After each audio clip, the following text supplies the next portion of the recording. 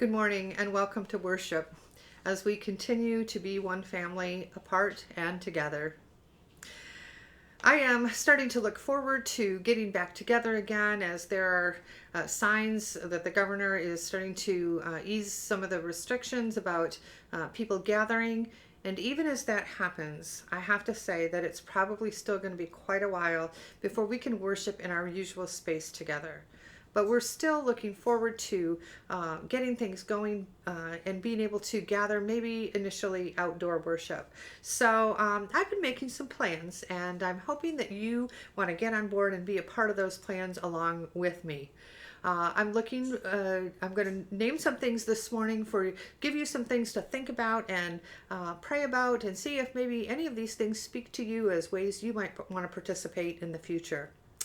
We have been given a couple of donations towards developing some outdoor worship space on our vacant lot that's adjacent to the parking lot.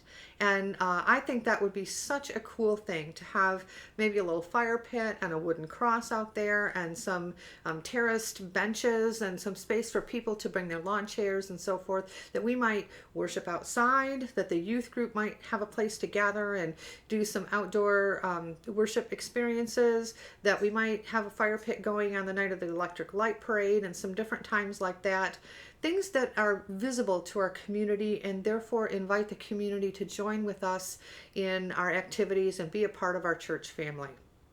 So if you are interested in dreaming and envisioning that project so that we might put together a proposal for church council and the trustees, then please send me an email and I'd be happy to reach out to you and kind of get that ball rolling. I think that would be a fun thing to do.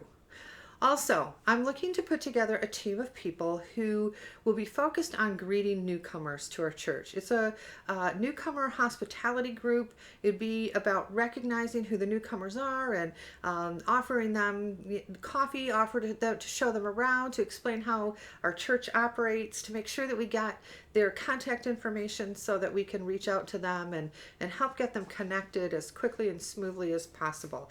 If you're interested in being on that hospitality team, I'd love to hear from you. Again, send me an email, and in the days to come, I'll reach out to you and we'll kind of get that ball rolling as well. And my email is revsuzanne@masonfirst.org. I'm also looking at pulling together some folks who might be part of our special events planning team. Now, we do have a hospitality team that has been providing special event service and so forth for a time, but it's a small group and we really need some more people, and we want to add some new events to our calendar as we plan for the year ahead. So if that's something that sounds like fun to you, and I hope it does, please reach out to me and I'd be happy to put you on that team and see if we can get that going as well. Finally, I like doing some creative things for worship. I've enjoyed putting together some different themes for our altar that go along with our preaching series. I'd like to expand on that and do some creative things alongside our worship services. If you are a creative person or you particularly enjoy elements of worship design, again, send me an email and I'd love to put you on the worship team so we can do some neat things and make worship more vibrant and more interactive for everybody. Along those lines, I want to say that Miss Brittany has put together her own video message for the children this week. So on the Facebook page or on the web page, you'll also see a link that you can click on that takes you to the YouTube page, and Miss Brittany has a message for the children. So we will be doing that every week from here on out. I think this week is just an introduction message, but in the days to come, there will be a children's message alongside the worship service every single week. So I'm really excited about that. And then finally, next Sunday is Mother's Day. And I think we're going to give our Faith Mythbusters series a rest for a week and actually celebrate Mother's Day. And also we will celebrate communion. Now, today is actually the first Sunday of the month, and we would normally celebrate communion today, but I didn't give you any warning, so we're going to do it next week. And what we'll do is I'll ask you to go ahead and get some bread and juice, or even a glass of water is just fine, and I will bless the elements with that in mind, and so we can celebrate that sacrament together even though we're apart. We are still one family, drawn together by the love and the grace of Jesus Christ. Let us now prepare our hearts for worship.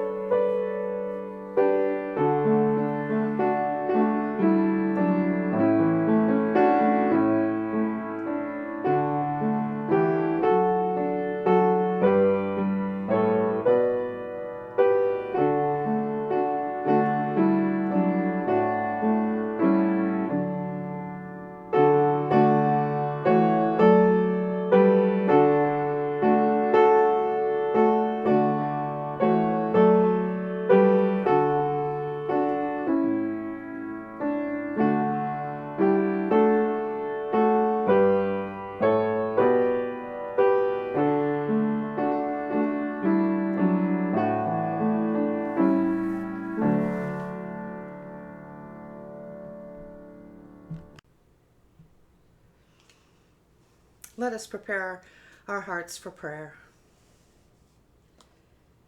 Holy and loving God, we gather this morning apart, but united by our love for you, ever so thankful for your promise to be among us when we gather in your name. In these times, that promise takes on new meaning when we cannot see each other or hug one another. We take comfort and strength from the assurance that your Holy Spirit bonds us together and makes us family together. We are united through our worship. And as we worship together this morning, Lord, bless us and fill us with your grace and your peace. May our hearts be open to your leading, and may our faith be strengthened and confirmed. As we study the meaning of your promises, may the words of my mouth and the meditation of all of our hearts together be acceptable in your sight, O God, our rock and our Redeemer. Amen. This morning we are continuing with the third installment in our series, Faith Mythbusters, based on the popular TV series, Mythbusters. Each week we are looking at adages of the faith that sometimes catch our attention and call us to ask, is that in the Bible? Is it true? Is it good theology? We're exploring these statements and looking to find out if they are good, strong expressions of our theology, or are they myths that need to be busted. We have covered faith is for the gullible and its cousin, faith is a crutch for the weak. And last week we covered everything happens for a reason. Today we're taking on the adage, God will never give you more than you can handle. God will never give you more than you can handle. What do you think? This is another one of those sayings that people offer in times of adversity. It's meant to give comfort, saying, don't worry, things are bound to get better. God will never give you more than you can handle. Or sometimes it's offered as encouragement. Just keep plugging away. Try harder. You've got the strength to handle this. Otherwise, God wouldn't be giving you this. This old adage of the faith is offered up frequently and always with the best intentions. But is it true? Does the Bible actually say that? And is it good theological wisdom? The Bible doesn't actually say this phrase. Experts agree that it's most likely a misinterpretation of a passage from 1 Corinthians 10:13, which says this, no testing has overtaken you that is not common to everyone. God is faithful and he will not let you be tested beyond your strength. But with the testing, he will also provide a way out so that you may be able to endure it. Now, I know that sounds really similar to what I said, but we're going to listen really carefully. The key sentence here that probably gave rise to the adage we're familiar with is the line that says, God is faithful and he will not let you be tested beyond your strength. Now, this particular reading that I just shared with you is from the New Revised Standard Version of the Bible, which is kind of the gold standard translation these days. But let me share you the parallel scriptures as they appear in the NIV, the New International Version, and the King James Version. So first from the NIV. No temptation has overtaken you except what is common to mankind, and God is faithful. He will not let you be tempted beyond what you can bear. But when you are tempted, he will also provide a way out so that you can endure it. And now this from the King James Version. There hath no temptation taken you, but such as is common to man. But God is faithful, who will not suffer you to be tempted above that ye are able, but will with the temptation also make a way to escape, that ye may be able to bear it. So what's the primary difference here? In the NRSV, the word used is tested, and in the other two versions, the word used is tempted. What's the difference? Well, when it comes to the primary Greek, the language this was written in, the Greek word used is periosmos, and either tested or tempted are both valid translations. So here we have three translations that say, God will not let you be tested beyond your strength. God will not let you be tempted beyond what you can bear. and God will not suffer you to be tempted above what ye are able. So you can see that this is probably where this saying comes from. But when we use the phrase as a tool to explain God's participation in times of adversity, are we taking it out of context? Was that what Paul was talking about when he wrote his letter to the people of Corinth? And the answer is yes, we are taking it out of context. And no, that's not what Paul meant when he was writing his letter. Paul has encouraged and formed a community of faithful in the city of Corinth, which was a port town with influences from all geographic regions of the world. And the cultural prevalence of pagan practices were tempting and they were hard to avoid. In this particular case, Paul is actually warning against idolatry and sexual immorality. Corinth had such a reputation in the Roman world that there was actually a saying called "live like a Corinthian," and what that referred to was a reference to drunken and sexual licentiousness. Temptation was everywhere, and Paul was trying to encourage the new church in Corinth to stand against temptation and to not get pulled back into their old ways. And it's this particular problem that Paul is addressing. And he precedes the admonishment that we've read with a reminder that the people of Israel endured the same challenges when they were making their escape from Egypt. They were okay with following the worship practices that Moses had outlined for them, but they were frequently tempted to fall back into the practices of Egypt, which included idolatry and licentious sex, just as the people of Corinth are. And what Paul is saying is these temptations you're facing are nothing that humankind hasn't been tested by since the dawn of time.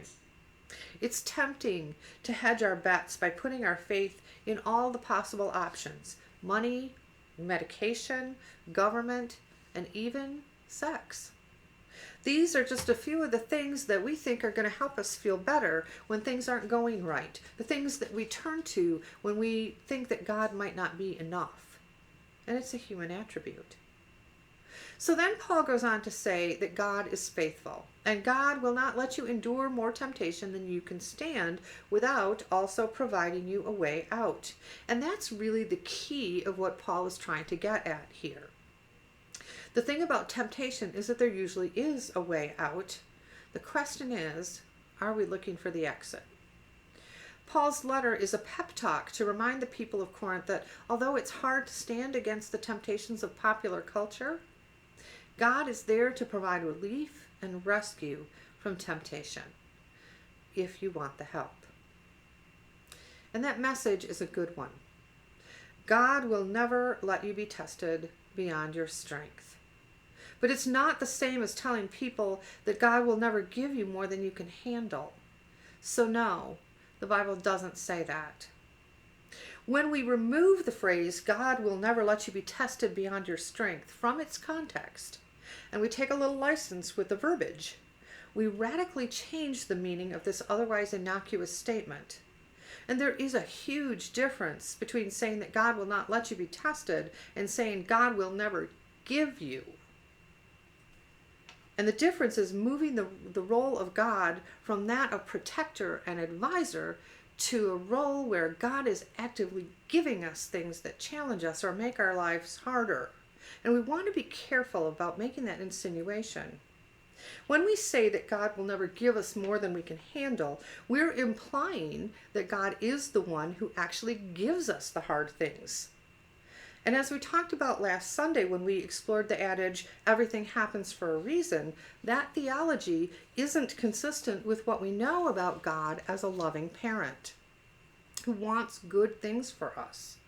God's desire for us is not suffering or adversity.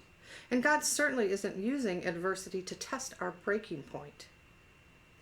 And it's in the second part of this statement that we can actually do some significant harm by offering this adage.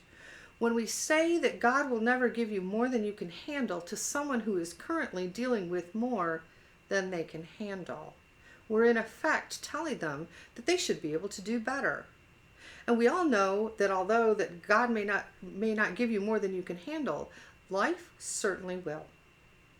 And we all have been through times where life and circumstances have piled on to the point that we don't know how we're going to take our next breath.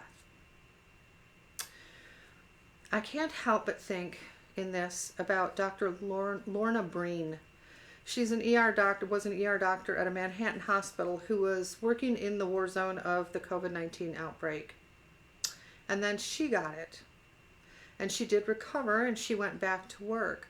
But the things she saw and experienced and the sadness and the frustration of not being able to do more became more than she could handle.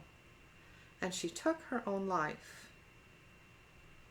And even though she was a gifted and talented doctor, even though she was respected by her peers and colleagues, even though she was a strong and exuberant person, and even though she was a woman of deep Christian faith, the things that she faced were such a challenge of her profession and her humanity and her faithfulness that anyone could have buckled under that. We need to be in prayer every day for the people who are working on the front lines of this awful disease, because believe me when I say they have been given more than they can handle. If when all is said and done, it turns out that they can't handle it and this breaks them in some way, we do not want to be offering any implication that God caused their suffering or that they are simply too weak to bear what God has given them. For the person who is facing financial hardship right now, or the loss of their business or livelihood, for the person who has lost someone to this disease, for the people who are separated from their loved ones because of the disease, for the people who are battling it in the hospital or at home, for the grocery store workers who make minimal money but who are putting their lives on the line so that we have groceries, for the healthcare providers who are seeing things that no one should have to see, for people who are suffering from other injuries or illness, for the people who are lonely and parents who are stressed by trying to manage a new family dynamic. In these moments, even as our thoughts are to offer encouragement and the comfort of God's presence, it might not be best to say or even quietly imply that the trials a person facing are handleable. And that's one of the things that Jesus taught us, to care for one another in these times. In times when the burden of one is too much to carry, we're supposed to pitch in and help them carry it. Not tell the person that they should be able to carry it all on their own. Instead, we remember the promises of Scripture. God is our refuge and strength, a very present help in times of trouble. And we remember that God is refuge for our pain. And we remember that God weeps with us and for us. And we remember that God never leaves us alone. And we realize in times like these that God's refuge for pain is made present through who we are as His children, caring for one another.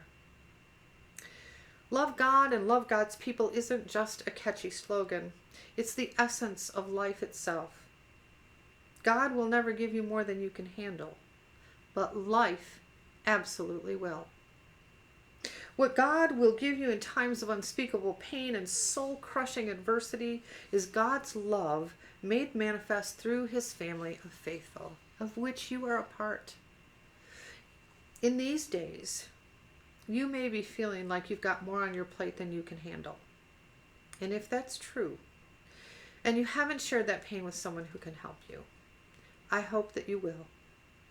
You are not weak simply because you're facing unbearable challenge.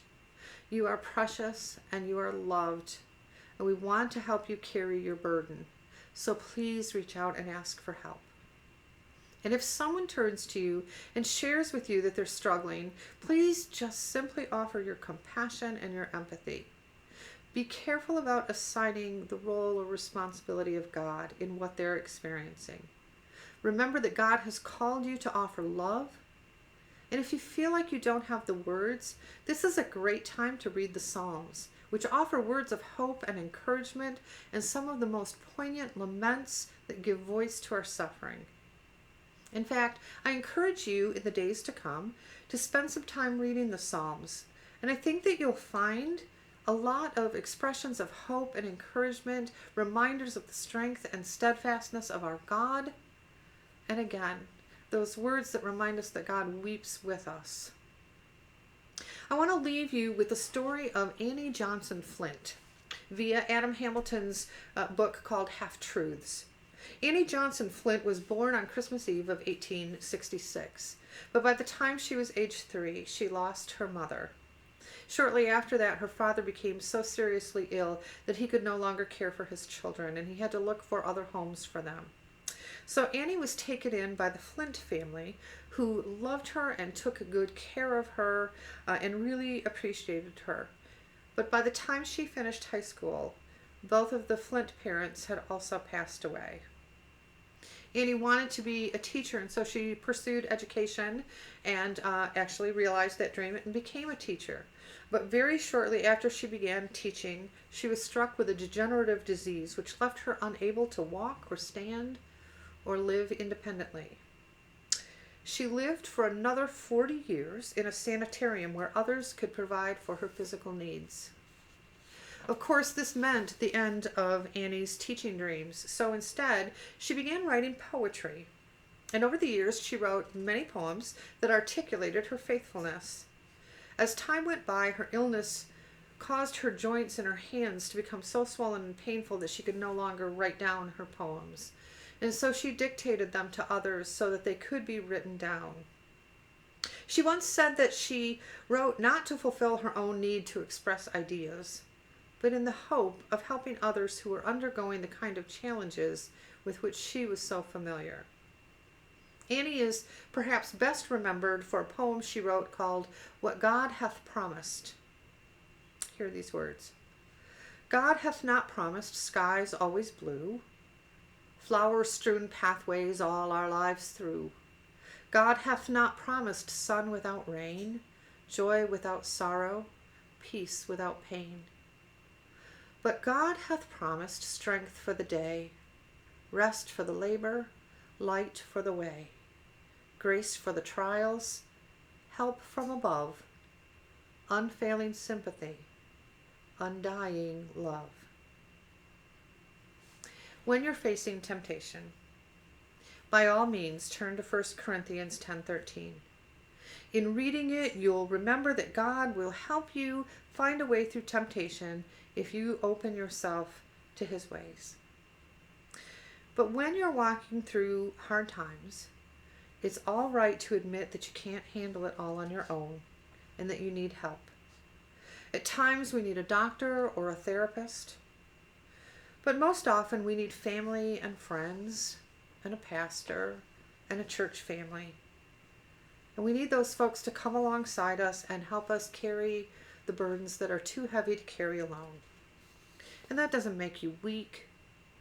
It makes you strong in the love of God and his Son, our Savior, Jesus Christ. Amen. You might notice that I didn't say whether this myth was busted or not. What I discovered about this particular adage, God will never give you more than you could handle, is that it's kind of like when you ask, have you stopped beating your wife? Either answer is going to be a little bit incriminating. Yes, it's true. God will never give you more than you can handle. Because it's not true that God gives you the things that are hard to handle. But because we've discovered that this adage isn't scripturally or theologically sound, I'm going to call this myth busted. Let us pray. Holy and loving God, we are so grateful for the way you walk with us in every moment of our lives, and for the way that you guide us through the roughest and darkest of times. We are thankful for your holy word, which reminds us that we are not the first to suffer. We are, in fact, part of a long legacy of love and redemption brought forth by your creation and your gift of your Son, our Savior, Jesus Christ. As this pandemic continues, help us to find words and ways to offer your love and support to all who are in need. Give us the words and wisdom we need to express support in ways that offer your love and encouragement without inadvertently doing harm. Bless all who are struggling, those who are sick, those who are grieving. Bless those who are risking their lives in order to serve. Comfort all who are living in fear or suffering and loneliness. May our lives and our faith in you be an offering of healing to those around us who are in need. And Lord, as this pandemic continues, we are finding our community and culture divided over important issues. Help us to be gracious in the ways we express our ideas and our concerns. Help us to be models of grace and graciousness in all we say and do. We are one people. We are one family. We are your children. Remind us every day to act in ways that glorify you. Lord, all of this we ask in the name of your Son, our Savior, who taught us to pray together, saying, Our Father, who art in heaven, hallowed be thy name. Thy kingdom come, thy will be done, on earth as it is in heaven. Give us this day our daily bread, and forgive us our trespasses, as we forgive those who trespass against us. And lead us not into temptation, but deliver us from evil. For thine is the kingdom, and the power, and the glory forever. Amen.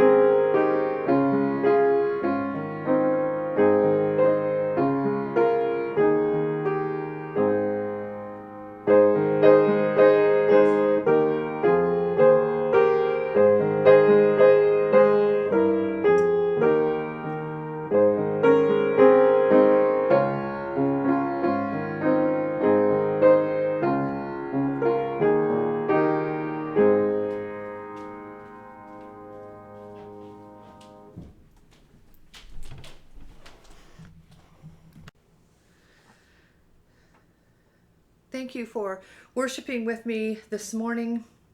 Thank you for your continued faithfulness in sending in your gifts and your offerings.